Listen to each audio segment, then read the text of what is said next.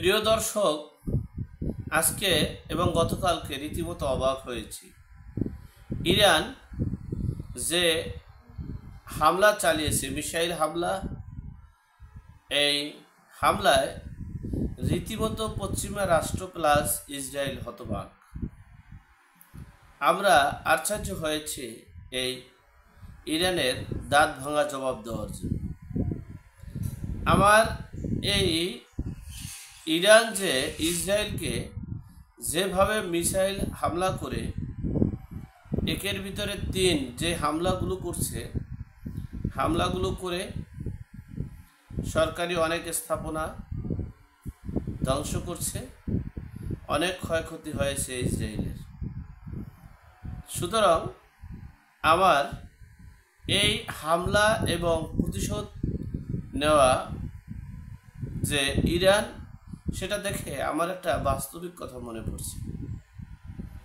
যেমন বর্তমান সময়ের ধরেন, আগেও সমাজে এক শ্রেণী আছে বেপরোয়া হিংস্র, আর এক শ্রেণী আছে নিরীহ ভদ্র শিক্ষিত ফ্যামিলি।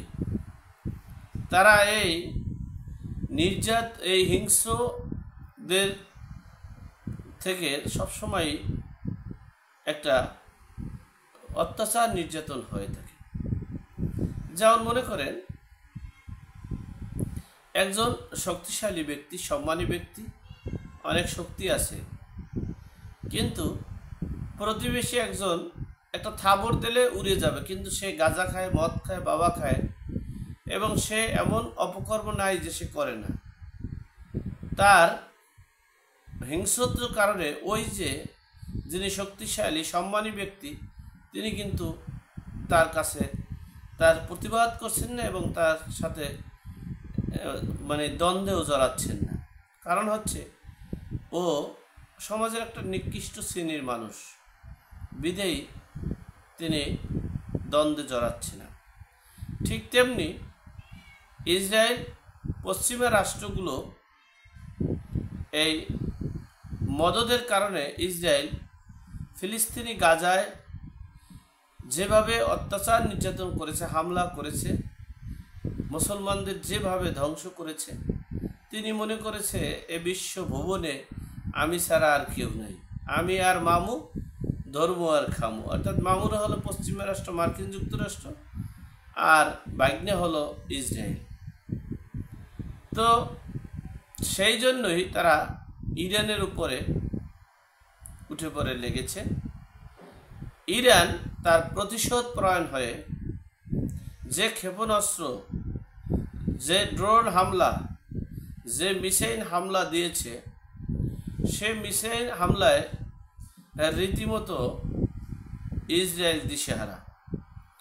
আপনাদের একটু স্মরণ করে দিই, ইসরায়েলের ব্যক্তিগত তেমন যুদ্ধ অস্ত্র তেমন তাদের নিজস্ব নেই, পশ্চিমা রাষ্ট্রে ধার করা অস্ত্রই অনেক। আর একটা বিষয় হচ্ছে, তারা তো 3-4টা রাষ্ট্রের সাথে যুদ্ধ করে দেউলিয়ার পথে। বিদেই ইরান ভদ্র, তারা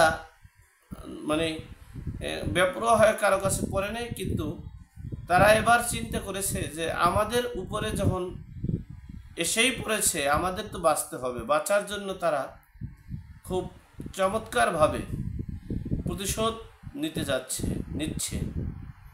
অপরদিকে পশ্চিমা রাষ্ট্রের যে মদদ ইসরায়েলের ছিল, ইসরায়েল সেই পশ্চিমা রাষ্ট্রগুলো অর্থাৎ মার্কিন যুক্তরাষ্ট্রগুলো, এদিকে রাশিয়া ইউক্রেনের উপরে হামলা চালাচ্ছে।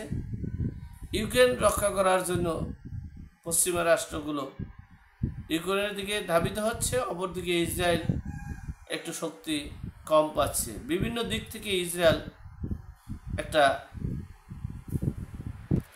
দুর্বল হতে যাচ্ছে এবং তারা এবার দাঁত ভাঙা জবাব পাবে ইরানের কাছে। যাই হোক, সর্বোপরি কথা হচ্ছে, আমরা যুদ্ধ বিগ্রহ চাই না, সমঝোতার মাধ্যমে, আলোচনার মাধ্যমে সকল সমস্যার সমাধান চাই।